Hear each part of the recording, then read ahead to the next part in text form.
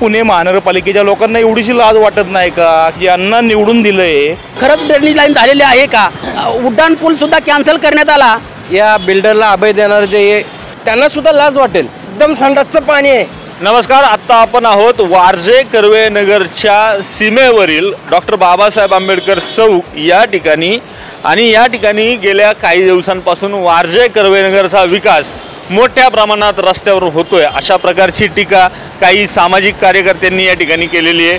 त्यांच्या तक्रारीवरून आपण या ठिकाणी आलेलो आहे। या ठिकाणी दररोज सकाळी आणि सायंकाळच्या वेळेमध्ये मोठ्या प्रमाणात ड्रेनेजचं मैला पाणी रस्त्यावर वाहत असल्याचं पाहायला मिळतंय।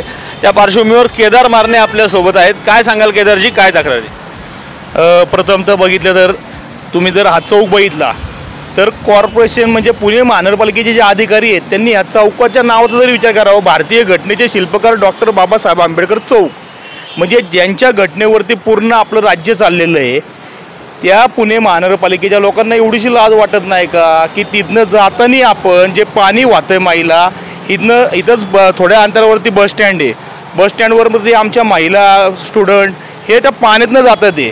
दुसरा विषय की एक मला प्रश्न पडला, जून महिन्यामध्ये मी हे काम करून घेतलं होतं पण ते परत तसं आहे तसं जैसे ते जैसे आज पाणी आलं, पण गेली 1-1.5 महिना जेव्हा आपलं ह्याचं इलेक्शनचं वातावरण होतं, निवडणुकांचं वातावरण होतं, तेव्हा मला एकही चेंबर वाहताना दिसला नाही, पण निकाल लागल्यानंतरच आमचा विकास कसा काय ओसंडून व्हायला लागला तेच मला प्रश्न पडलेला आहे। कारण की निवडणुकीच्या काळात देवा शपथ मी दररोज अख्खा वॉर्ड चालत फिरतो पण मला कुठलाच चेंबर वाहताना दिसला नाही। पण आज निवडणुका झाल्या, 23 तारखेला निकाल लागला, काल कर्वेनगरमधलं पाणी वाहतंय, परवा वॉर्डर वस्तीत पाणी वाहतंय, आज हा चेंबर मुख्य रस्ता म्हणजे कर्वे रस्ता सगळ्यात मुख्य रस्ता आहे, त्या रस्त्यावर जर असं पाणी वाहत असेल, जर आपल्या क्षेत्रीय कार्यालयाला बक्षिसं भेटली स्वच्छतेमध्ये तर मग ही स्वच्छता कसली? आणि तिथं इंजिनियर जे शिक्षणावरती आपण तिथं नेमणूक केली जाते ज्यांची, त्यांना जर इथला प्रॉब्लेम कायमस्वरूपी सॉल्व्ह होत नसेल तर मग त्यांना त्या खुर्च्यांवर बसण्याचा अधिकार नाही आहे। आणि आता माझं पण नागरिकांना हे म्हणणं आहे की तुम्ही ज्यांना निवडून दिलं आहे त्यांना हा तुम्ही प्रश्न विचारणार का, बाबा हा विकास ओसंडून का वाहतोय? आता त्यांनी मतदान केलं म्हणजे त्यांचा हक्क आहे तो विचारण्याचा, आणि ती लोक कुठे आहेत हा माझा प्रश्न आहे। काय सांगाल, तुमची काय तक्रार? मला आवर्जून सांगावंसे वाटते, या चौकामध्ये लहान मुलं, ज्येष्ठ नागरिक ये जा करत असतात, सकाळ संध्याकाळी या ड्रेनेजच्या पाण्यातून जावं लागतं। तर मला राजकीय पदाधिकाऱ्यांना व नेत्यांना एक प्रश्न विचारतो, हे निवडणुकीपुरतं ड्रेनेज लाईन बंद होतं नंतर चालू होतं, याचं कारण काय हे थोडं स्पष्ट करावं। काही दिवसापूर्वी ड्रेनेज लाईन टाकूनसुद्धा परत ड्रेनेज लाईन चोकप होती, याचा अर्थ एक नागरिक म्हणून स्वतःच्या मना म्हणजे प्रश्न पडतो, खरंच ड्रेनेज लाईन झालेली आहे का? तरी ह्याचं स्पष्टीकरण करण्यात यावं।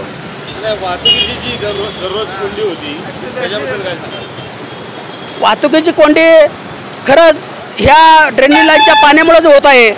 जर ड्रेनेजचं पाणी रस्त्यावर नाही आलं तर वाहतूक सुरळीत होईल, आणि त्याचबरोबर ही वाहतूक कोंडीसुद्धा सोडवण्यासाठी राजकीय नेत्यांनी लक्ष घालणं गरजेचं आहे। एवढे दिवस झालं का होत नाही? उड्डाण पूलसुद्धा कॅन्सल करण्यात आला, त्याचं कारणसुद्धा स्पष्ट करण्यात यावं।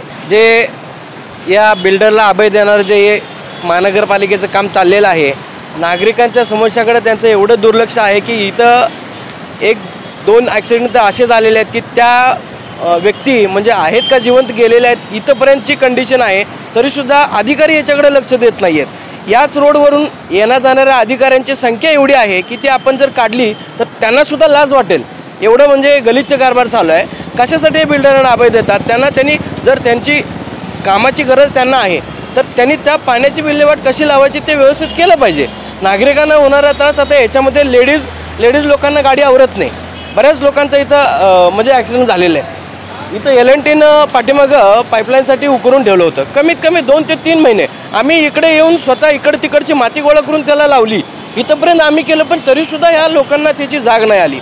4 वेळा त्याची कंप्लेंट केली, तेवढं केल्यानंतर त्या लोकांनी आत्ता इलेक्शनच्या समोरासमोर आत्ता त्यांनी फक्त इथं थोडंसं डांबर टाकलेलं आहे। अशा पद्धतीने यांचा कारभार चालू आहे। बघा आता हे प्रश्न, हे असे प्रश्न आहेत की एकदम संडासचं पाणी आहे, आणि आत्ता एक गाडी आत्ता एवढ्या वेळामध्ये स्लिप झालेली होती गाडी. ते आता काय काहीतरी घडू शकत होतं. तर एक कमीत कमी महानगरपालिकेने कदाचित लवकर काम करावं. आता मी कमीत कमी आता रोजच जातो, मी अतुलनगरला राहतो. तर आज 3 दिवस झाले बघतोय पाणी, 3 दिवस झाले. हो.